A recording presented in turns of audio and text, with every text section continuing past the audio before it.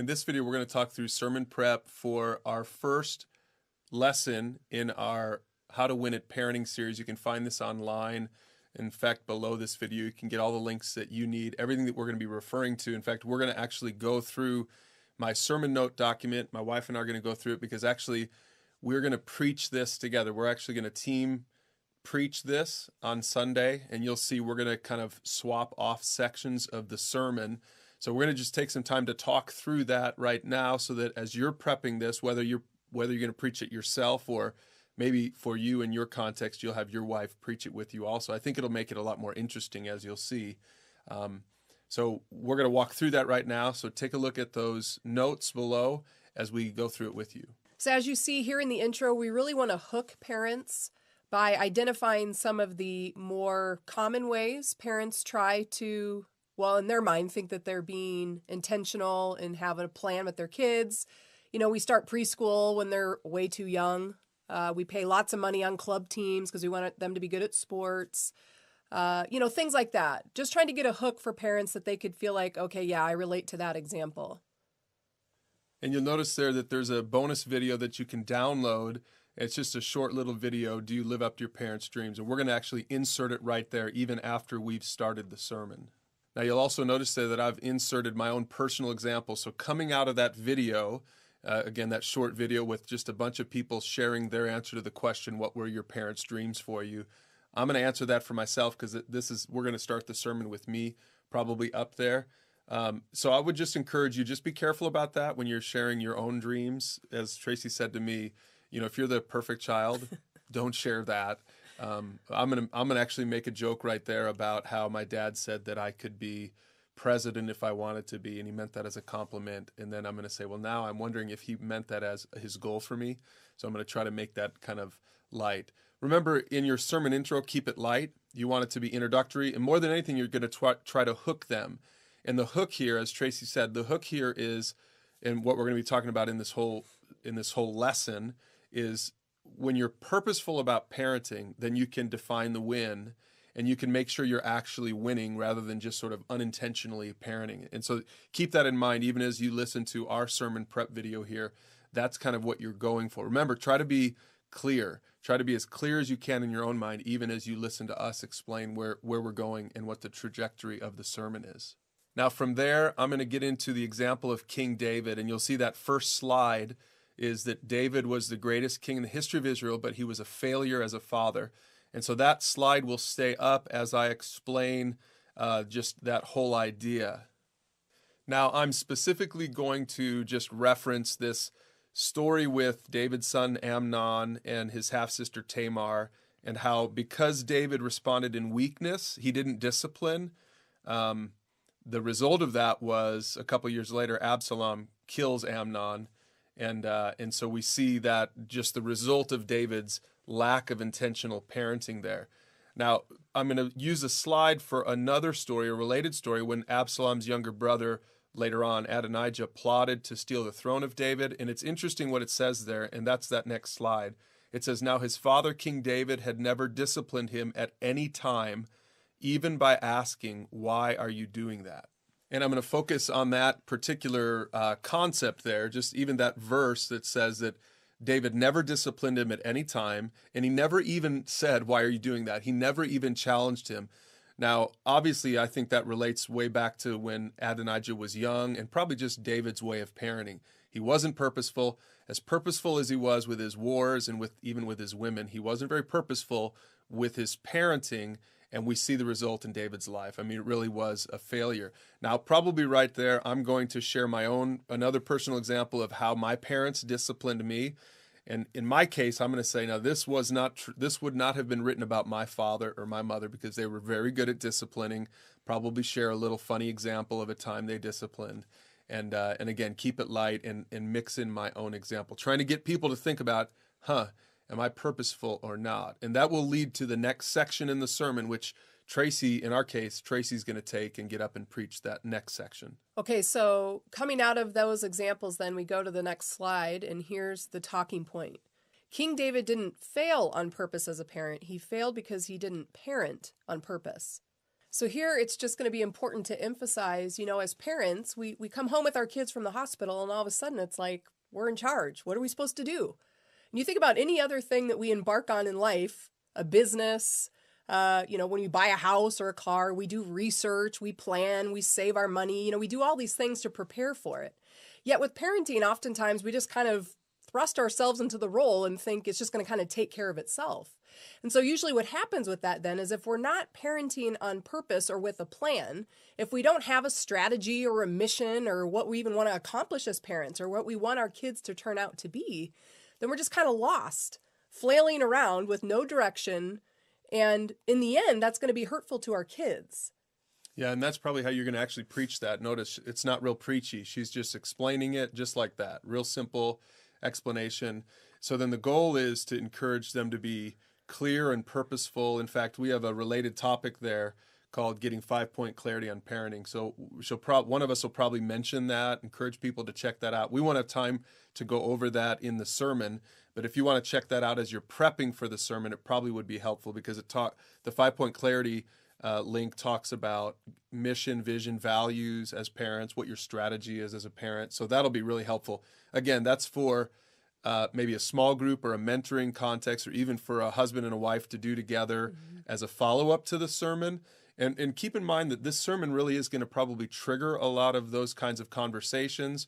Maybe at your church, you're going to make sure to offer a parenting class or offer a parenting workshop afterward at the end of this 3-week series, because there's a lot here. But one of the points that we make in this particular section is that when you parent without clarity, you tend to be reactive in your parenting rather than being proactive in your parenting. And actually, we have an example there in that sermon. So Tracy, do you want to share what your example would be for that particular situation? Well, I'm kind of deciding if it's going to be more lying or blatant disobedience. So for me, when the kids were young and I would catch one of my kids in a lie, or, they got caught doing something, and then when I ask them about it, it's a kind of a half-truth or just an all-out lie. Sometimes as parents, we can kind of look at that and be like, they're 5. What do they know? But the problem with that is if you don't start disciplining that and shaping that in your kids, that telling the truth every time and all the time is really important. And if you don't attach a consequence when they choose the lie over the truth, then you're creating kind of a snowball effect that the older they get, the more they learn. Okay, I can manipulate mom and dad. I can leave out this part of the story, or I can tell a lie. And the problem is, as our kids get older, the lies have more consequences, right? So when they're 5 and I asked my daughter if she was in my perfume and I can smell it all over her hands, so I knew the truth and she lies to me, that's one thing. But if it's where have you been and whose house were you at after school when she's 15, that has some different consequences to it if I haven't trained in her the importance of telling the truth. Yeah, and so remember, at this point in the sermon, we're really still sort of setting up the whole problem with parenting without purpose, without a plan, without clarity. And so right here, then, my transition, and this will transition back into my section of the sermon. I'm gonna transition by saying, have you given much thought for you yourself to the right path for your kids? Because after Tracy's example, hopefully people are going to be thinking, yeah, I've done that 100 times. I'm a reactive parent. I never really thought about it. Maybe I'm reactive because I haven't really been purposeful. And so I'm reactionary rather than being proactive. And let me just flesh that out just for one more second here. Based on my example of lying and not being necessarily intentional about training my kids to tell the truth all the time, and then Brian saying, a reactionary parent versus intentional, is that we want to make sure that we don't just react in a moment and say, you lied to me, and go to your room, and then never talk about it.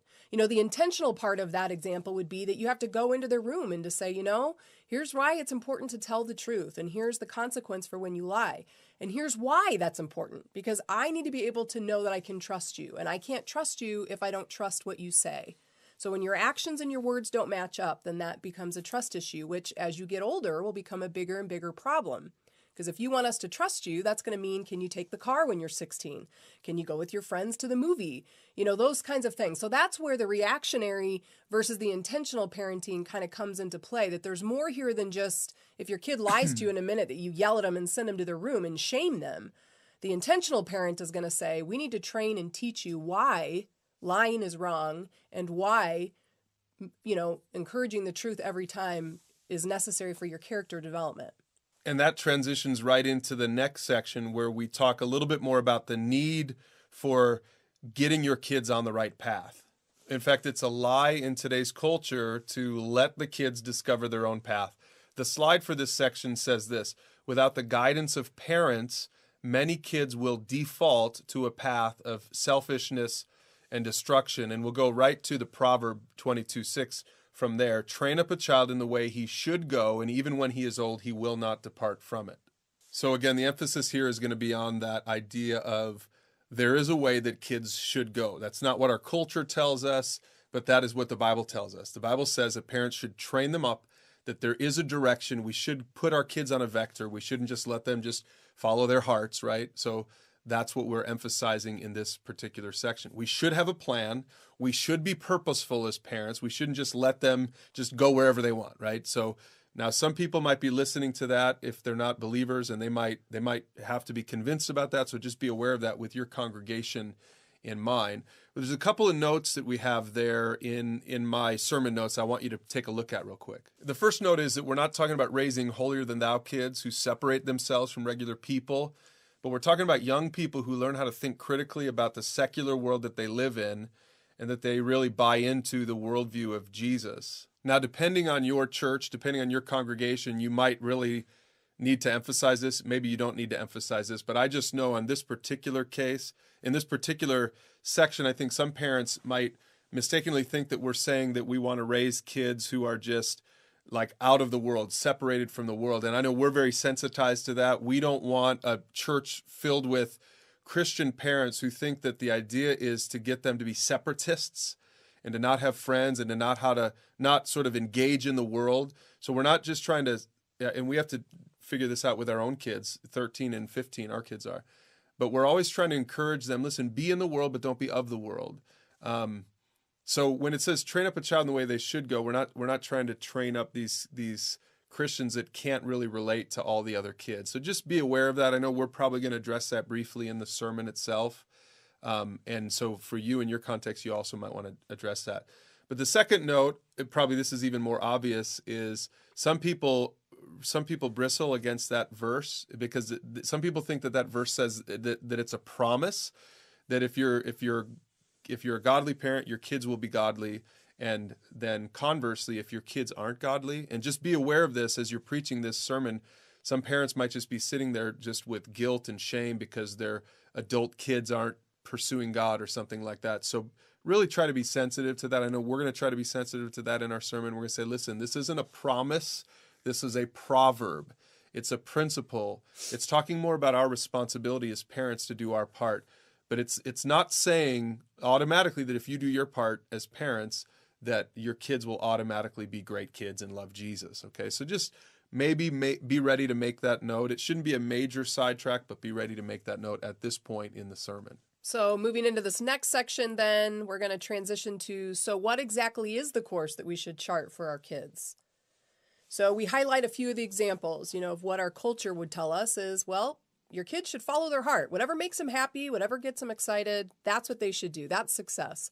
Or be successful, make your money, get a prestigious job, go to a great university, be the best, get the, MVP on your sports teams or get the lead role in the musical. And then, move out. I think a lot of parents look forward to the idea of not having to have the financial burden of kids and to be free to go do what they want. So those are just a couple of the examples, probably the most popular answers. Maybe a normal parent out there who is not a believer would say, well, I think I've done well if those three things are in play. And the truth is, those aren't bad answers. They're just not complete answers. There's more to the story than just those three things.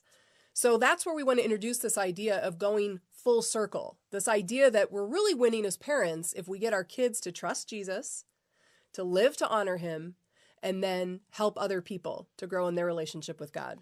And we're going to use that image, and depending on your campus and your church, if you use foundations regularly for our church, it is foundational for our church. So we're always defining the win in terms of these three things. We're going to throw that image up there. And we're gonna just make sure that we share personal examples in our own life where we as parents have gone full circle and we're trusting Jesus and honoring God and helping others. And to me, this is one of the most important parts of the sermon, is to say, and again, we're talking to Christian parents now, but if you're a Christian parent and you aren't really thinking purposefully about helping your kids go full circle, this really is the win. In fact, you'll see that that's the slide there in the notes, in the sermon. The slide says the goal of Christian parenting is to raise kids who pursue God full circle. So this is really the part in the sermon where you can challenge parents to, make sure that they're going full circle. Are they wholehearted full circle Christians? Are they trusting Jesus? Are they honoring God in their life? And are they helping others? And maybe this is also a great place to make the appeal to maybe the seekers in the crowd who are parents, to say, listen, if you're here today and you've never gone through foundations, we encourage you to do that, to go through foundations and make sure that you're winning as a pursuer of God, because what'll happen, and this is the close of the sermon, is that when you do that, you'll really be successful. That's what that last slide says, 1 Kings 2. Back to David at the end of his life, he says, I'm going to where everyone on earth must someday go.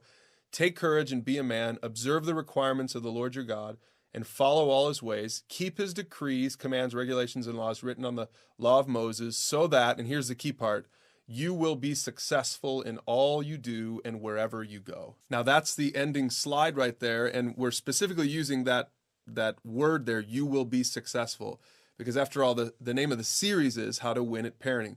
And so if you want to be successful, if you want to win at parenting, then you should teach your kids to go full circle. That's the most purposeful way to parent your Christian kids, is to help them to pursue the God of the Bible. When you do that, you'll be successful in your parenting. So hopefully that's helpful. I know this was a long video, but we wanted to do this, and we encourage you to watch this a few times so that you can understand from our perspective the flow of the sermon. Make sure to insert your own examples there. There's a lot of stuff here, so this sermon's got to go fairly quickly, or it's going to be a 50-minute sermon, especially with Tracy and I do it. We're going to be tag teaming. I think that'll make it actually a little longer. So if you're going to tag team, just be aware of that. Make sure you try to keep it to the time restraints that you like to have at your church. Thanks for watching. In the next video, we're going to talk about week 2, lesson 2 in this series, where we're going to talk about creating the right environment for your home as a parent.